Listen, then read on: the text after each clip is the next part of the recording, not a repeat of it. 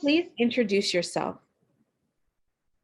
Hey, hi, my name is Teshria Graham Brooks, although I prefer to be called TT. That's T-double-E. I graduated from ODU in 2019 with my bachelor's degree in women's studies. Can you talk a little bit about your career trajectory? So I started off my career pretty much when I was still a student at ODU.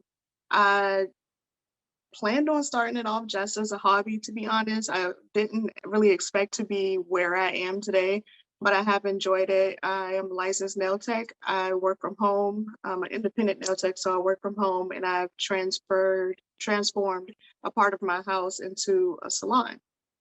Um, I'm pretty much planning to keep it that way for a while. My goal next is to become a licensed instructor so that I can also license other nail technicians that are up and coming. And I'll probably give myself like a little wiggle room for like 2 to 5 years from now because I have like family plans and everything in between. But I'm enjoying the ride where it is now, just being an independent nail tech. Awesome. And what led you to a career in the beauty industry? It was a funny story of me sitting at dinner with some friends for one of my friends that just graduated, I believe from Norfolk State. We were sitting at dinner and I had some black nail polish on my nails. And due to my anxiety, I chip at regular polish when it's on my nails. So one of my friends that's very blunt looked over at me and was like, what's going on with your nails? And I was just like, oh, it's my anxiety. It's just bad because, it's around like exam time and everything. And I got a lot of stuff going on at home. And she was like, yeah. I get all that, but you do nails. And I was like, well, I haven't done nails in like years because I used to do it in high school and everything. And she was like, no, look at me. You do nails. I'm going to need you to fix that. So after getting home that night, I was sitting and talking to my husband. And I was like, you know what? She makes a really good point. Like, I used to really do nails in high school. Like, I was the kid that came to school with a bucket full of polish and everything. We're sitting in the corner. I wasn't a bad student, but during those times where we didn't have anything to do, literally, I would be sitting in the back of the classroom painting someone's nails and everything. So it kind of started from there. My husband, he was very supportive. He was like, all right, well, let's start getting you some stuff and see where it goes. I started doing a few friends' nails, and then from there, just word of mouth kind of spread. And I decided to take it seriously and go ahead and get licensed and everything. Um, Not the biggest girly girl, nor am I like really gonna label myself a tomboy either. Um, I'm a veteran of the U.S. Army, so I spent, the 4 years that I did serve not feeling very feminine at all because that wasn't the focus of what I was doing. So when I got out, I kind of dived right into any type of beauty habits, self-care that I could possibly do to kind of regain that part of me because I really didn't feel that feminine side of me when I was serving. So it was just an overall just love for the nails that just kind of exploded. Like I said, it wasn't planned. It just kind of happened, and I've been riding the wave since, and just educating myself more and more, and loving it each and every day.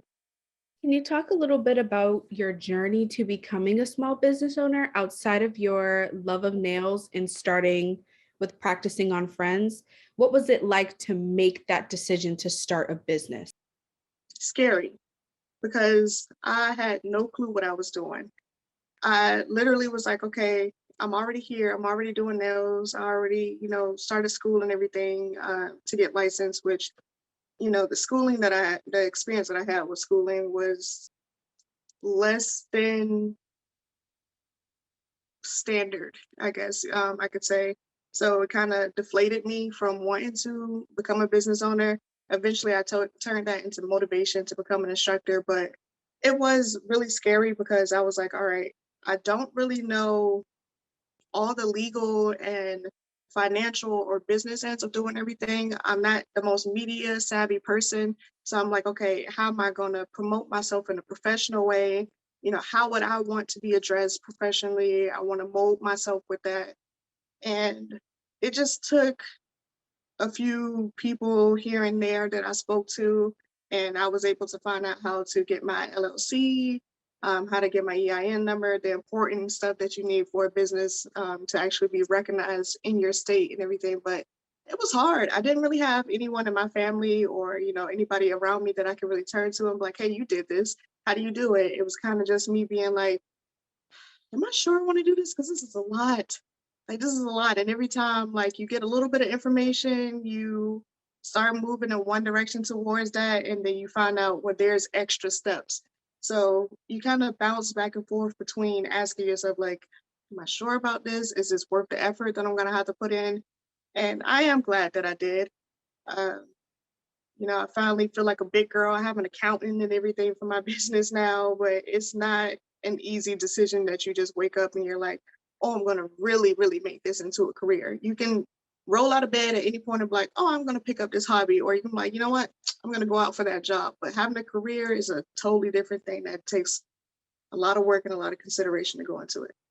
So, what at ODU prepared you for your career? Do you think you learned any transferable skills in the Women's Studies program that helped you with your nail business? Oh, of course. My professors were also really supportive when, they found out that I was doing nails and everything as well. Because like I said, I started while I was still a student at ODU. And for now, like, women's studies is one of those interdisciplinary studies that pretty much takes an approach where it studies anything throughout history when it comes to women's contributions. And it's not just about gender, it involves race, ableism, LGBTQ issues, and everything like that. So the biggest takeaway, skill takeaway that I could say that I can think of right off my head is my communication skills. I'm able to code switch in a way that I can make sure that my clients are understanding of what's happening in the process of getting their nails done, as well as making sure that they're comfortable and that they're feeling safe and heard in, each nail appointment. I can ensure that someone who's never been asked before what their pronouns are has been asked by me, so I don't make the mistake of misgendering them or doing anything in any type of disrespectful way to make them feel uncomfortable. Um, I'm better fit now. Before joining, Women's Studies, I'm better fit now to follow up on contemporary social issues. So if there's something going on that might be more recent or something like that that somebody might not understand, I'm able to communicate and talk about that with my clients. Like the Me Too movement, for example. I was doing nails when the Me Too movement blew up more than how it started and everything. But I could talk to some clients and really explain to them what that meant. And from that, some clients ended up sharing me their stories and everything. And in two cases, I was able to help them find resources to help them with what they were going through, as far as like finding like domestic shelters or just counseling or anything to help with that. Um, I don't know. And I also feel like it's also a small chance for me to be like a catalyst for change. No one's perfect. People have a lot of preconceived notions of other groups of people and everything like that. So even when someone's making an ignorant comment, they might feel like it's a joke or they might assume that I'm in on it with them. I can be the person to stop it right there, nip it in the bud, and educate them. Even if it's just a small conversation, I feel like that conversation is going to last long enough for them to be like, you know what, that made sense. Or either if I piss them off from educating them, then that's fine too, because they're just going to go tell somebody else. And chances are that somebody else is going to be like, you know what, that makes a lot of sense. And now I've created a conversation that's going to surpass what happened in my salon. Those skills, while it helps me as a nail tech, I feel like women's studies can take you just about anywhere. So I wouldn't, shy away from such an amazing field as the one that I was in. It's sounding to me like you're creating safe spaces at your nail salon. Can you talk more about the importance of safe spaces when doing nails and the potential for nail salons to be safe spaces? Yeah, so I can't speak for all nail salons, especially since most nail salons are traditional or standard nail salons are not Black owned. So I won't go as far to say that all nail salons, or even a majority, unfortunately, are safe spaces, but that's my secondary. My primary, mission of being a nail tech is to ensure that my clients' nails are healthy, but my secondary mission is to make sure that they feel safe. They don't have to worry about someone talking negatively about them in a different language. They don't have to worry about someone judging them based on their complexion, based on their age, based on their gender, based on any disabilities that they might have. There's a lot of like hand, foot conditions and everything like that, like people are harshly judged for. We don't do that here. People don't have to worry about potentially, or especially Black women, don't have to worry about coming here and potentially experiencing some type of racist act when they're literally just trying to do self-care.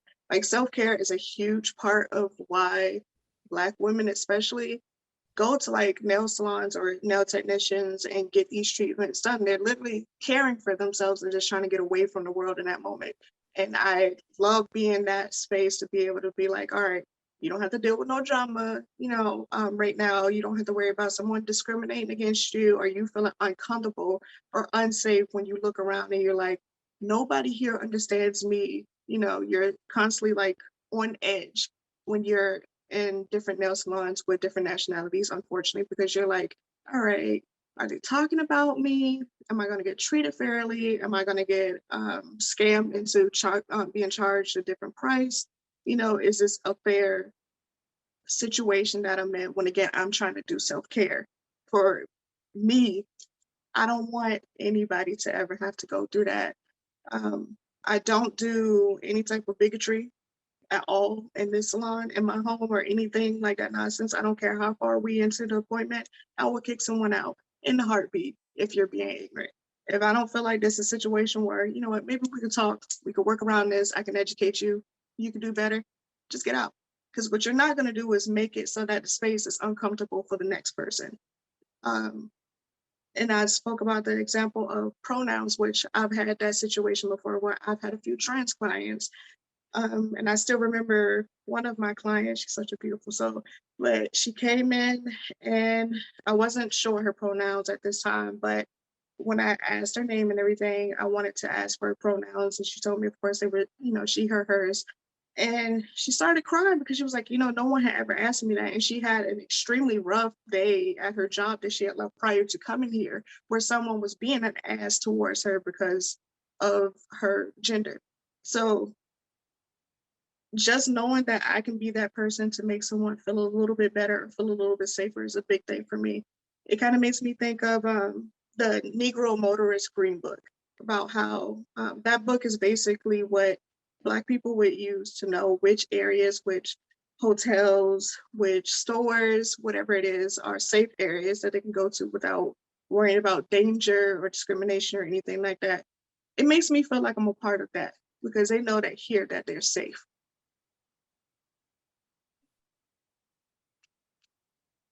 So you mentioned Black-owned beauty salons, and we can't talk about the beauty industry in general without mentioning the impact that Black women have on the industry. Can you talk a little bit about Black women and the cultural impact they have specifically in the nail industry? Course, I could talk all day about that because I always tell people Black women are the blueprint, literally the blueprint for just about anything in the beauty industry, to be honest. But even going back to the earliest, and I literally mean the earliest, like examples of like nail paint or nail polish, the first people to do it were the Egyptians in like 5,000 BC. And I shouldn't have to explain to anybody where Egypt is. So literally, we started this. And from there, we've had countless examples of Black women who either do the nails themselves or wear the nails, and they've been the talk of the town because of it. Well, people would either absolutely love what they have going on with their nails, or they would definitely discriminate against that person. Like Flojo, for example, phenomenal. I mean, she was a gold medalist, what, 3 times, I think, in the Olympics. But a lot of times, reporters and everything, they would just talk about her nails. It wouldn't always be in the most positive light, but we saw her. And a lot of just being seen, that's representation right there. We know that it's something in our community that we, again, um, we're taking credit, it's 5,000 BC Egypt, for even pioneering just having type of nail art and everything in general. But seeing more Black women expressly wear these designs and everything like that, it feels beautiful. It makes you just happy looking at it until, someone comes along, like the Kardashians, and tries to appropriate the culture. And all of a sudden, when they do it, it's deemed beautiful. Instead of like when Black women are doing it, they're called ghetto and like lower class and all this other nonsense, which is just like I said, it's nonsense. You have amazing like Black nail technicians, like this one artist, like she goes by Queen of Nails on Instagram. She's incredibly talented, she's so sweet, and she definitely makes sure that she talks to other nail technicians, but she definitely talks to Black nail technicians and make sure that we're continuing to enter this field to keep that safety going. Trying to think like I'm like excited and everything's not coming out. um, Yeah, even down to certain nail trends, like there's a very popular shape right now called the lipstick shape. And not everyone knows about, the shape and everything like that, because again, it's recently becoming more popular and stuff like that. But that's something that was blown up by another Black woman, Meg Thee Stallion. So you have Black celebrities and everything like that that show off their nail art all the time, and they most of the time they're doing it not only for the sake of self-care, not only for the sake of having just beautiful nails, but they're doing it because they love showing off their hands and proud moments, or moments where they're putting their art out, like music videos, or when they have important award shows to go to. So just knowing that we put that extra effort and really are the reasons why a lot of the styles and trends and everything that are happening now in the nail industry are going on. It just goes back to what I said, just knowing Black women are the blueprint. What's it like to be a Black woman in the beauty industry yourself? Interesting, to say the least. And I mean interesting because, again, I love it. I love knowing that I'm also helping other Black women feel beautiful and feel safe. But there's also this weird kind of experience of like feeling like you might have to look over your shoulder as if you're encroaching on someone else's territory, when that's simply not true. But we've been shown so often that like, oh well, only this nationality is allowed to like open up salons, and only these group of people can be nail techs that are really taken seriously. um, we don't, especially independent Black nail techs like myself, we're often not taken as seriously as someone from a different race that might work in the salon. And that's not to say that they're not discriminated against, but that goes back, historically to Black people constantly being discriminated against. And while again, Asian cultures have been discriminated against, they were kind of used against Black people as like what is it, the model race kind of situation, where it's like, oh, well, if you guys just be more like them, we would take you seriously, which is unfair. Um, and, going to certain places to try to get nail supplies and everything, again, it's that feeling of like, am I going to be followed around the store today? Am I going to be judged because, I might not speak their same language, or just because of the color of my skin today? Then you kind of feel boxed out in certain areas because depending on what your name is or what you look like and everything like that, you'll kind of be excluded from certain conversations when it comes to being promoted in the nail industry. Like there's a lot of different ways that you become an ambassador for different companies. And some companies you can blatantly see um, who they favor just by taking a stroll down their page and everything and seeing like, okay, where are the Black hands? Like, okay, well, let me go look at their ambassador list. Where are the Black nail techs? So it's like we're still kind of trying to punch a hole into an industry that really should have been something that people were coming to us for advice for, being that again, it was something that started here, but it was overtaken so much and popularized with, different people that it makes it difficult to even try to open up Black owned nail shops as far as like just supply shops. I believe there's one in Norfolk right now. But it's still not the same level as to like the more popular ones that are in the 757 area, because they'll have stuff like, oh, nail charms, and some of their personal brand of like nail acrylic or something like that. But it's like, okay, that's great, someone can create a beautiful set from this.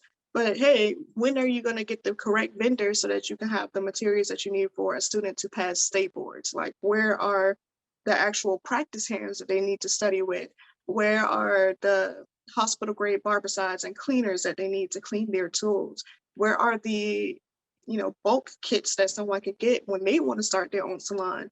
And it's like, oftentimes, because you're pushed out of that space to be able to even have the information to know that this is needed, is not considered. So yeah, I think interesting is probably the best word that I can use for it. I mean, I've even still had experiences where I haven't done it in probably a few years just because of this experience, but I could do my own nails. My nails done now.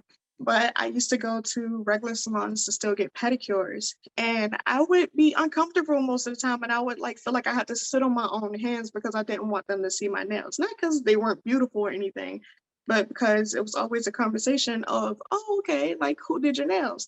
And it's never like an expectation of me being like, they're never expecting me to say, oh, it was me, or it was this other Black independent nail tech, or it was this Black owned salon.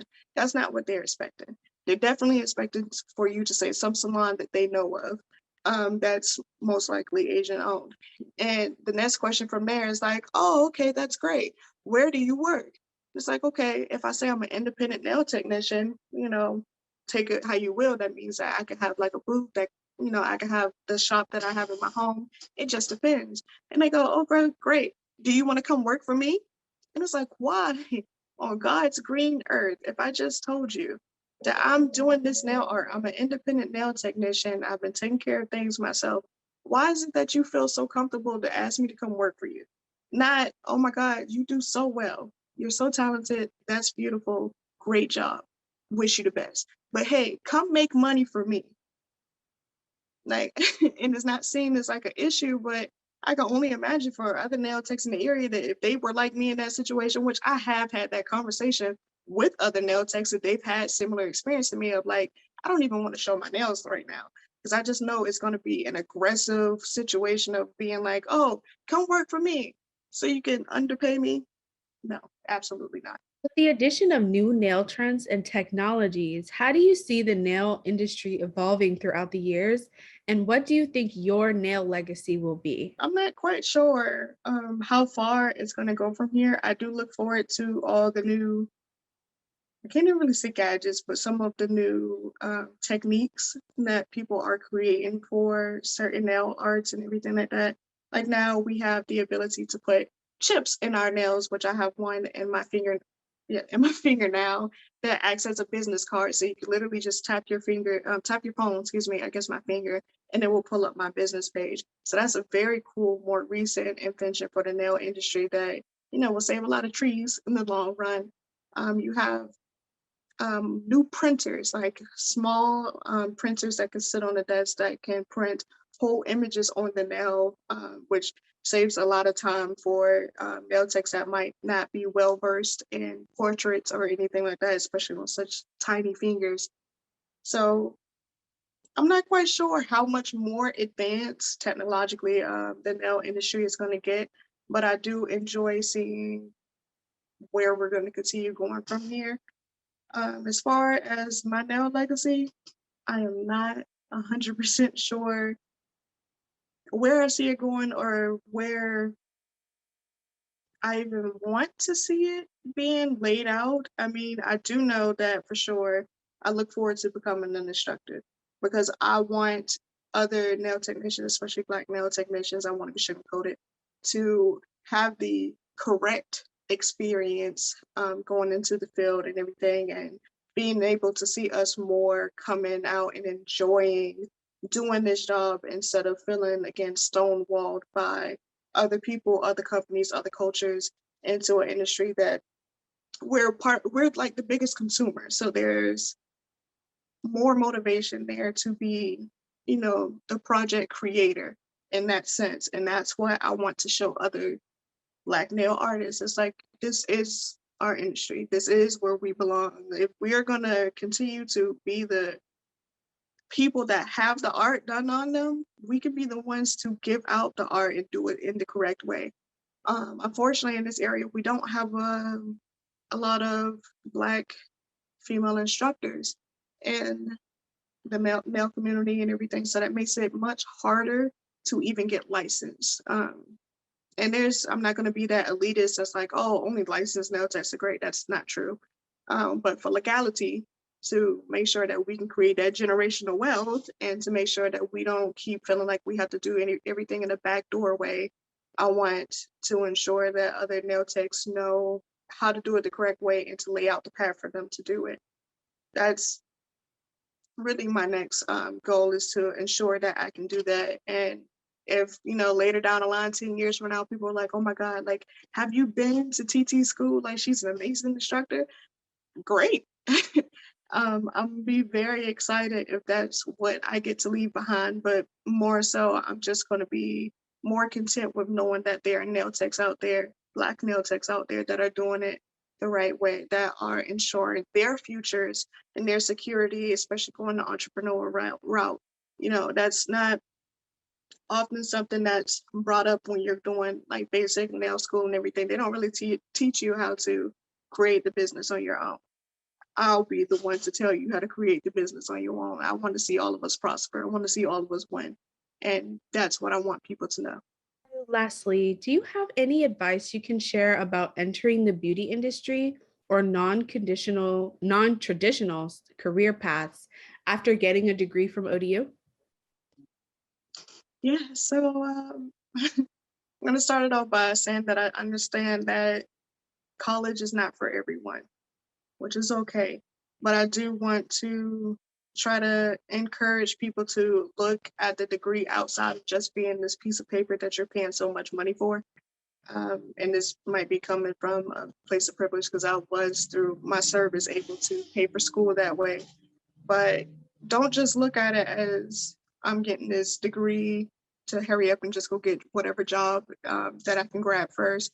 If you still go to school and you decide to go the entrepreneur route like I did afterwards, with no concrete plan, or like, I don't want them to ever feel like they wasted their time with that degree. Think about the connections that you made. I still have amazing professors that I can get in contact with every day that can help me with my business. If I have a queer client that might not know who they can talk to, or what kind of activities or events that they can go to in the area, I know I can definitely send a message to Professor Rose in a heartbeat and be like, hey, I have someone here that I'm trying to help. So no matter what part of the entrepreneurial business side that you're going to go in, whether it's the beauty industry or something else, take into consideration that you have those connections, you have those skill sets that you are still learning, so that money didn't just go to waste. I will tell you a good piece of advice that you probably won't hear from a lot of people when it comes to taking the entrepreneur route: go to therapy. Like, if you're going to consider being an entrepreneur, make sure you have a therapist, because there are some days that you're going to be climbing yourself up a wall screaming because you're either frustrated about, something with marketing, something with financials, whatever the case is. You want to make sure that you're taking care of yourself first. And, going the entrepreneur route, we don't have a lot of information sometimes, unless you have the connections there ahead of time, but you don't have a lot of information when you're starting off on your own about how to take care of yourself as far as like getting health care and everything like that. But I want to tell people, if you really want to take something like this seriously, if you really want to create your own business, go for it. Be about it. Do the work that you have to.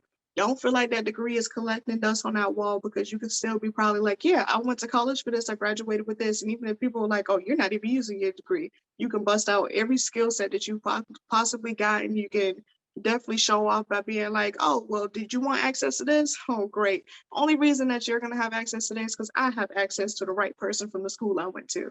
So make sure not that you're not closing your mind off and that you're being more open-minded about what you're actually going to school for. Because I mean, I didn't go to school for the right reasons. I will admit I wanted my BAH. But for women's studies, even just the first class with Professor Vaughn, Intro to Women's Studies, it influenced so much of my life and changed a lot of the ways that I viewed college and viewed school and everything like that. And it made me more confident into going into my career as a nail technician. So enjoy the ride, take it seriously, get some therapy. You're gonna need a counselor, friend, or something like, and work on setting boundaries. Work on setting boundaries because you're gonna need that when you become an entrepreneur. Trust me.